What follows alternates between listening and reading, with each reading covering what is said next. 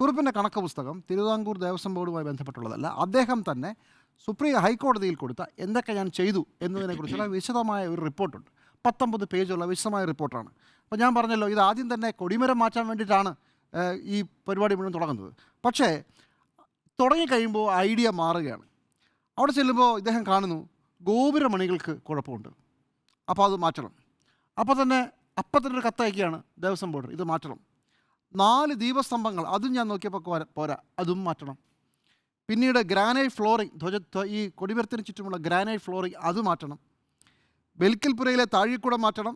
മുഖമണ്ഡപത്തിലെയും ബലിക്കൽപ്പുരയിലെയും മൊത്തത്തിൽ 6 താഴിയക്കുടങ്ങൾ മാറ്റണം.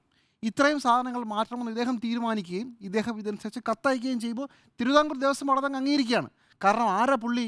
നേരെ ഹൈക്കോടതി തീരുമാനിച്ച ആളാണ്. അപ്പോൾ ഒരാൾ തീരുമാനിച്ചാൽ ഇങ്ങനെ പെട്ടെന്ന് പുതിയ പദ്ധതികൾ ഉണ്ടാവുക.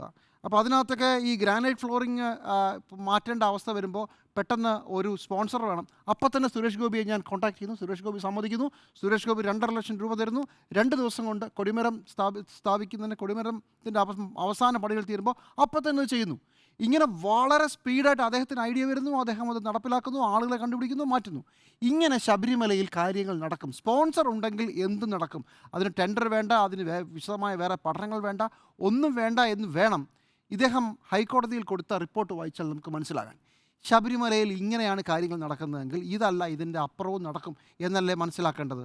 ഈ ഒരു വിഷയത്തിൽ തുടങ്ങുന്നു, അത് ഒരാൾക്ക് പൂർണ്ണമായ അവകാശം ഉണ്ടെന്ന് പറയുന്നു, അതിനുശേഷം അയാൾ കുറേ തീരുമാനങ്ങൾ എടുക്കുന്നു, ആ തീരുമാനങ്ങൾ എല്ലാവരും കിടന്ന് അംഗീകരിക്കുന്നു, പിന്നീട് അദ്ദേഹത്തിൻ്റെ നടപടാം. ഈ ഹൈക്കോടതിക്ക് കൊടുത്തതിനകത്ത് ഇദ്ദേഹം വരുന്ന ഒരു പരാതിയുണ്ട്. ഈ കൊടിമരത്തിൻ്റെ സ്ഥാനങ്ങളൊക്കെ മാറ്റണം, അത് നമ്മൾ പഠിച്ചുകൊണ്ടിരിക്കുകയാണ്, അതിന് വേറെ പൈസയൊക്കെ വന്നില്ല, എൻ്റെ കഥ പറയാം. പക്ഷേ താഴികക്കുടങ്ങൾ മാറ്റേണ്ടി വരുമ്പോൾ 600 ഗ്രാം സ്വർണ്ണം വേണം. അപ്പോൾ 600 ഗ്രാം സ്വർണ്ണം എനിക്ക് ദേവസ്വം ബോർഡ് തരണം. അപ്പോൾ തന്നെ ദേവസ്വം ബോർഡ് അനുവദിക്കുന്നു. പക്ഷേ ഞാൻ നോക്കിയപ്പോൾ പോരാ, 200 ഗ്രാമും കൂടെ വേണം. അപ്പോൾ ദേവസ്വം ബോർഡിന് തരാൻ പറ്റില്ല. പിന്നെ ദേവസ്വം ബോർഡുമായി നടക്കുന്ന യുദ്ധങ്ങളെക്കുറിച്ചാണ് അദ്ദേഹം പറയുന്നത്.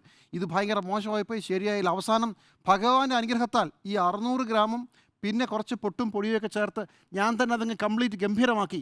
ഭഗവാന്റെ അനുഗ്രഹത്താൽ അത് ഇപ്പോഴും ഗംഭീരമായി തിളങ്ങുന്നുണ്ട്. ഇങ്ങനെയൊക്കെ പറഞ്ഞു പോകുന്ന റിപ്പോർട്ടാണ്. ശബരിമലയിൽ എന്തൊക്കെ നടന്നുകൂടാ എന്നുള്ളതാണ് ഇത് വായിച്ചു നോക്കുമ്പോൾ നമുക്ക് മനസ്സിലാവും.